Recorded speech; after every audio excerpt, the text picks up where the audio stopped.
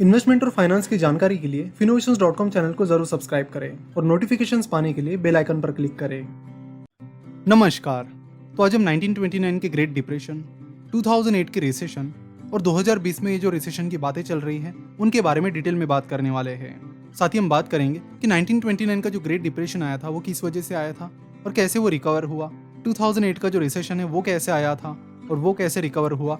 साथ ही corona virus के इस लॉकडाउन की वजह से इंडियन इकोनॉमी और बाकी इकोनॉमीज पर फिलहाल क्या इम्पैक्ट हो सकता है और उससे हम कैसे रिकवर हो सकते हैं, इस बारे में आज हम बात करने वाले हैं। So let's start. 1929 का जो ग्रेट डिप्रेशन था वो 20th सेंचुरी का सबसे खराब इकोनॉमिक पीरियड माना जाता है। 1921 से यूएस इकोनॉमी बूम पर थी, बिजनेसेस बहुत अच्छा परफॉर्म कर रहे थे। साथ ही कई सारी चीजें जैसे कि 4 व्हीलर गाड़ियाँ, रेफ्रिजरेटर, वॉशिंग मशीन, रेडियो, इनका मास प्रोडक्शन होने लगा था और इनका सेल भी अच्छे से होने लगा था।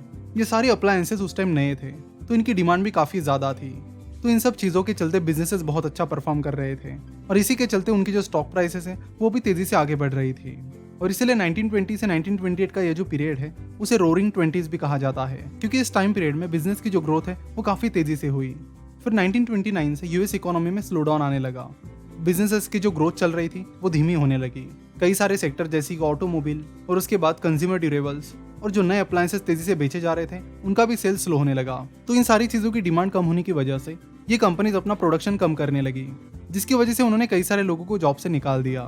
तो बिजनेसेस में स्लो डाउन आने की वजह से कई सारी कंपनीज की शेयर प्राइस भी तेजी से गिरने लगी। फॉर एग्जाम्पल यूएस स्टील, जो कि उस टाइम एक बहुत बड़ी कंपनी थी, उसकी शेयर प्राइस 1-1.5 साल में ही $250 से $25 पर आ गई। शुरुआत में तो लोगों को लगा कि एक नॉर्मल स्लो डाउन है और जल्दी रिकवर हो जाएगा, लेकिन ऐसा नहीं हुआ। धीरे धीरे अनएम्प्लॉयमेंट बढ़ने लगी, जिसकी वजह से लोगों की जो स्पेंडिंग पावर है वो भी कम होने लगी, जिसके चलते लोग बहुत सोच समझकर पैसा खर्च करने लगे। स्टॉक मार्केट क्रैश के चलते लोगों ने इन्वेस्ट करना भी बंद कर दिया, जिसके बाद बिजनेसेस को पैसा रेज करने में डिफिकल्टीज आने लगी। उस टाइम बहुत सारे लोगों ने अपना पैसा बैंक में रखा था और क्योंकि ज्यादातर लोगों ने अपनी जॉब खो दी थी तो उसके बाद वो बैंक के पास अपना पैसा निकालने के लिए जाने लगे। बट बैंक्स ने बहुत सारा पैसा बिजनेसेस को लोन के तौर पर दिया था और स्लोडाउन की वजह से बिजनेसेस प्रॉब्लम फेस कर रहे थे, जिसके चलते वो बैंक्स को अपना पैसा टाइमली नहीं दे पा रहे थे। तो एक तरफ से बैंक्स बिजनेसेस को दिए गए लोन को रिकवर नहीं कर पा रही थी, वहीं दूसरी ओर बैंक के जो डिपॉजिटर्स है वो सारे लोग अपना पैसा निकालने के लिए बैंक के पास आने लगे। तो ऐसे में कई सारे बैंक्स के पास तो पैसा ही नहीं था कि वो सारे लोगों को अपना पैसा दे सके और ऐसे में बहुत सारी बैंक्स फेल होने लगी। उस टाइम यूएस में करीब 7 से 8 हजार बैंक्स फेल हुई, जिससे लोग और भी ज्यादा पैनिक हो गए और प्रॉब्लम और ज्यादा बढ़ने लगी। बैंक्स फेल होने के बाद लोगों का बैंकिंग सिस्टम से भरोसा ही उड़ गया। उन्होंने इन्वेस्ट करना तो बंद ही कर दिया था, अब उन्होंने बैंक में पैसा डालना भी बंद कर दिया। वो अपना पूरा पैसा घर में रखने लगे, जिसके चलते इकोनॉमी में कोई भी नया पैसा नहीं आ रहा था और बिजनेसेस भी अपना बिजनेस बढ़ाने के लिए कैपिटल रेज नहीं कर पा रहे थे। तो बैंकिंग फेल्यूर्स की वजह से जो प्रॉब्लम शुरुआत में बस एक स्लो डाउन लग रहा था वो अब रिसेशन में कन्वर्ट हो गया था और बैंक्स फेल होने की वजह से बहुत ज्यादा लोगों का पैसा डूब गया। लोगों के पास खाने के लिए पैसे ही नहीं थे। लोग अपने घर की चीजें और कुछ लोगों ने तो अपने घर ही बेच दिया ताकि उनका खाने पीने का इंतजाम हो। तो लोगों के पास तो खाने पीने के ही पैसे नहीं थे, तो ऐसे में लोग बाकी चीजें कैसे खरीदेंगे।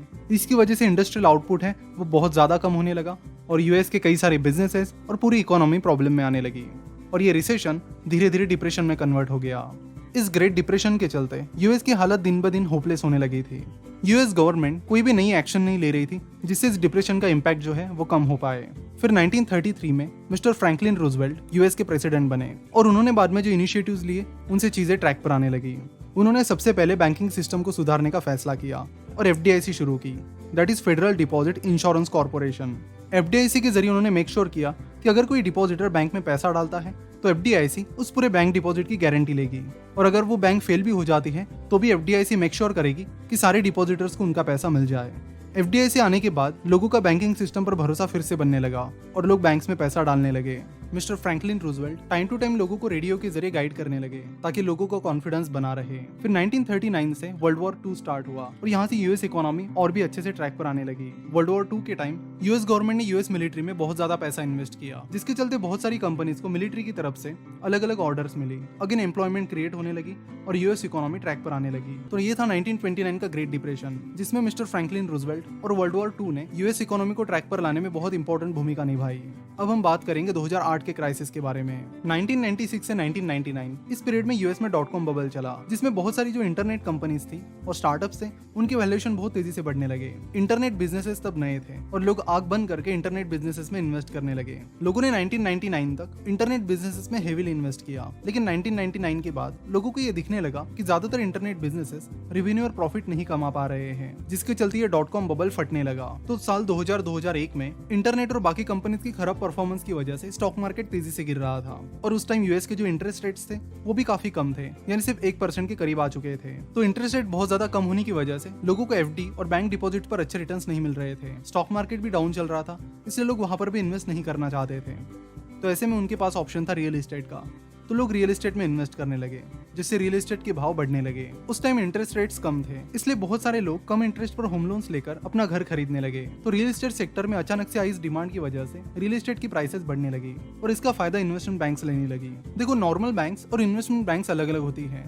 जो नॉर्मल बैंक्स होती है उनका काम है कि डिपॉजिटर से पैसा लेना और उस पर उन्हें कुछ इंटरेस्ट देना और वो पैसा लोगों को और बिजनेसेस को लोन के तौर पर देना और वहां से ज्यादा इंटरेस्ट कमाना। वही इन्वेस्टमेंट बैंक्स का काम होता है जैसे कि स्टॉक मार्केट और बाकी जगह से कंपनीज को पैसा रेज करने में हेल्प करना, कंपनीज को मर्जर एंड एक्विजिशन में हेल्प करना, साथ ही जो बड़े इन्वेस्टर्स हैं उन्हें अलग अलग इन्वेस्टमेंट प्रोडक्ट्स प्रोवाइड करना। तो उस टाइम यूएस की कई सारी बड़ी बड़ी इन्वेस्टमेंट बैंक्स जैसे कि Lehman Brothers, Bear Stearns, Merrill Lynch etcetera, ये बैंक से वो लोन खरीदने लगे और उन सारे होम लोन्स को मिलाकर एक प्रोडक्ट बनाने लगे जिसका नाम उन्होंने रखा CDO, that is collateralised debt obligation. और फिर वो CDOs वो इन्वेस्टर्स को बेचने लगे, यानी बैंक्स अपनी जो होम लोन्स हैं वो इन्वेस्टमेंट बैंक्स को बेचने लगे। फिर इन्वेस्टमेंट बैंक्स उनके CDOs बनाकर उसे इन्वेस्टर्स को बेचने लगे, यानी यहाँ पर होम लोन की जो रिस्क है वो बैंक ने पहले इन्वेस्टमेंट बैंक को ट्रांसफर कर दी और फिर इन्वेस्टमेंट बैंक्स ने वो रिस्क जिन लोगों ने वो CDOs खरीदे हैं उनको ट्रांसफर की। उन CDOs के लिए इन्वेस्टमेंट बैंक्स ने जो क्रेडिट रेटिंग एजेंसीज होती है उनसे AAA रेटिंग ले ली। AAA रेटिंग का मतलब होता है कि सबसे सेफ। तो इस दौरान कई सारी क्रेडिट रेटिंग एजेंसीज पर ये आरोप हुए कि उन्होंने पैसे लेकर CDOs को AAA रेटिंग दी थी। एक्चुअली इन्वेस्टर्स के पास भी अलग अट्रैक्टिव इन्वेस्टमेंट ऑप्शंस नहीं थे, जैसे कि हमने देखा कि इंटरेस्ट रेट कम थे, स्टॉक मार्केट भी डाउन था, इसलिए बड़े इन्वेस्टर CDOs में हेवीली इन्वेस्ट करने लगे, जिससे CDOs की डिमांड बढ़ने लगी और फिर इन्वेस्टमेंट बैंक्स को अप्रोच करने लगी और कहने लगी कि आप और भी ज्यादा होम लोन्स दीजिए ताकि हम और ज्यादा CDOs बना सके और वो इन्वेस्टर को बेच सके। उस टाइम बैंक्स जिन लोगों की क्रेडिट हिस्ट्री अच्छी है, जो लोग अपना पैसा टाइम टू टाइम पे कर सकते हैं, उन्हें ही लोन दे रही थी। लेकिन इन्वेस्टमेंट बैंक्स की तरफ से आने लगे इस प्रेशर के चलते और ज्यादा प्रॉफिट के लालच में बैंक्स किसी को भी होम लोन देने लगी, क्योंकि अल्टीमेटली बैंक्स तो वो रिस्क इन्वेस्टमेंट बैंक को देने वाला है और फिर इन्वेस्टमेंट बैंक उस रिस्क को इन्वेस्टर्स को ट्रांसफर करने वाला है। तो इसके चलते बैंक्स किसी को भी होम लोन देने लगी। बैंक ऐसे लोगों को भी होम लोन देने लगी जिनके पास कोई जॉब भी नहीं थी। तो इन्वेस्टमेंट बैंक्स ने उन सारे होम लोन्स के भी CDOs बना दिए और उसे क्रेडिट रेटिंग एजेंसी से AAA रेटिंग दिलवाकर इन्वेस्टर्स को भेज दिए। इन्वेस्टर्स को अंदर क्या चल रही है कुछ भी नहीं पता था। लोन सही लोगों को दिए जा रहे हैं या फिर किसी को भी दिए जा रहे हैं, ये इन्वेस्टर्स को नहीं पता था। इन्वेस्टर बस AAA रेटिंग देख रहे थे और उसमें इन्वेस्ट कर रहे थे, ये सोचकर कि CDOs बहुत ही ज्यादा सेफ है, जबकि रियलिटी ऐसी नहीं थी। तो इस पीरियड में बैंक्स, इन्वेस्टमेंट बैंक्स और क्रेडिट रेटिंग एजेंसीज ने अरबों खरबों रुपए कमा लिए। लेकिन इनमें से कई सारे home loans adjustable rate home loans थे, जिनके इंटरेस्ट रेट बाद में बढ़ने लगे। नाउ इंटरेस्ट रेट बढ़ने की वजह से लोगों को वो लोन रीपे करने में डिफिकल्टीज आने लगी। साथ ही जिन लोगों को जॉब ही नहीं थी वो लोग भी टाइम टू टाइम लोन का रीपेमेंट नहीं कर पा रहे थे और धीरे धीरे कई सारे लोग अपने होम लोन्स को डिफॉल्ट करने लगे। उसके बाद बैंक्स उन लोगों के घरों को जब्त करने लगी और उसकी नीलामी करके उसे बेचने लगी। लेकिन बहुत ज्यादा डिफॉल्ट्स होने की वजह से बहुत सारी बैंक्स लोगों के मकान बेच रही थी, लेकिन उस टाइम कोई खास खरीदार मिल नहीं रहे थे, जिसके चलते रियल एस्टेट की प्राइसेस डाउन होने लगी। और फिर रियल एस्टेट की प्राइसेस डाउन होने की वजह से ये क्राइसिस और भी बढ़ गया। रियल एस्टेट प्राइसेस गिरने की वजह से जिन लोगों ने फॉर एग्जांपल अपना घर 40 लाख में लिया था, उसकी वैल्यू 25-30 लाख रुपए हो गई थी, जिसके बाद वो लोग बैंक्स को कहने लगे कि अब इस घर की वैल्यू 25 से 30 लाख रुपए है और हम बैंक को 40 लाख रुपए क्यों पे करें, जिसके चलते डिफॉल्ट्स और ज्यादा बढ़ने लगे और जिन CDOs को इन्वेस्टमेंट बैंक्स ने इन्वेस्टर्स को बेचा था उनकी वैल्यू 0 होने लगी, जिसके चलते इन्वेस्टर्स को बहुत बड़ा नुकसान होने लगा। शुरुआत में CDOs की अच्छी डिमांड को देखकर इन्वेस्टमेंट बैंक्स लगातार बैंक से होम लोन्स खरीद रही थी ताकि वो CDOs बना सके। तो जब ये रियल एस्टेट का क्राइसिस सामने आया तब भी इन्वेस्टमेंट बैंक्स के पास कई सारे CDOs पड़े थे जो वो बेचने की प्लानिंग कर रहे थे। लेकिन CDOs की रियलिटी सामने आने के बाद इन्वेस्टर CDOs नहीं खरीद रहे थे, जिसके बाद वो CDOs उन इन्वेस्टमेंट बैंक्स के पास ही पड़े रहे। तो इस तरह इन्वेस्टर्स को ही नहीं बल्कि इन्वेस्टमेंट बैंक्स को भी बड़े बड़े लॉसेस उठाने पड़े। हमने देखा कि लेमन ब्रदर्स, जो उस टाइम एक बहुत बड़ी इन्वेस्टमेंट बैंक थी, उसे भी बहुत बड़ा नुकसान झेलना पड़ा। बाद में बियर स्टर्न और बाकी इन्वेस्टमेंट बैंक्स को अलग अलग कंपनीज ने खरीद लिया। इस क्राइसिस का बाद में कैस्केडिंग इफेक्ट होने लगा और अलग अलग सेक्टर में ये क्राइसिस बढ़ने लगा। बिजनेसेस को अपना बिजनेस बढ़ाने के लिए पैसा नहीं मिल रहा था, अनएम्प्लॉयमेंट काफी ज्यादा बढ़ गई थी अगर लेमन ब्रदर्स की बात करें तो लेमन ब्रदर फेल होने की वजह से 25,000 लोगों की जॉब चली गई थी। तो अगेन लोगों की जो स्पेंडिंग पावर है वो कम हो गई और उसका पूरा इम्पैक्ट यूएस की इकोनॉमी पर पड़ा। क्योंकि ये वर्ल्ड इंटरकनेक्टेड है, इसलिए इस रिसेशन का इम्पैक्ट धीरे धीरे बाकी कंट्रीज पर भी पड़ने लगा।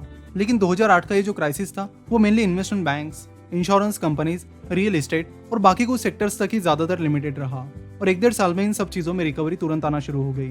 यहाँ पर गवर्नमेंट ने इंटरेस्ट रेट काफी कम कर दिए, यानी जीरो के करीब ला दिए, ताकि बिजनेसेस को पैसा तुरंत अवेलेबल हो और जॉब क्राइसिस का जो प्रॉब्लम है वो भी तुरंत सॉल्व हो। साथ ही गवर्नमेंट ने बहुत सारी कंपनीज को बेल आउट भी किया। AIG जो कि उस टाइम एक बहुत बड़ी इंश्योरेंस कंपनी थी, वो भी 2008 के इस क्राइसिस में डूबने के करीब आ गई थी, तो गवर्नमेंट ने उसे बचा लिया था। तो इन जैसे कई सारी इनिशिएटिव्स की वजह से 2008 का ये क्राइसिस जल्दी रिकवर हो गया। और अब हम बात करेंगे 2020 की सिचुएशन के बारे में।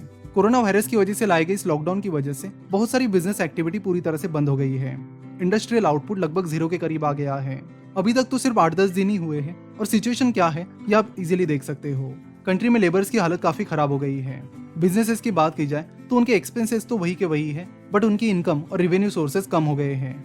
कई सारी कंपनीज के रेवेन्यू तो लगभग जीरो ही हो गए हैं। हम सभी को पता है कि 2020 का ये इकोनॉमिक क्राइसिस सीधा कोरोना से जुड़ा है। जितने जल्दी हम कोरोना को कंट्रोल करेंगे उतनी ही जल्दी हम इकोनॉमी को ट्रैक पर ला सकते हैं। अगर हम जल्दी इन चीजों को कंट्रोल नहीं करते हैं तो आगे चलकर हमें एक बहुत बड़ा रिसेशन भी देखने मिल सकता है। पिछले जो कई सारे रिसेशन हुए हैं, जैसे कि 2008 का रिसेशन और उसके पहले के रिसेशन, उनमें से कई सारे रिसेशंस में जो चीजें हैं वो लोगों के हाथ में नहीं थी।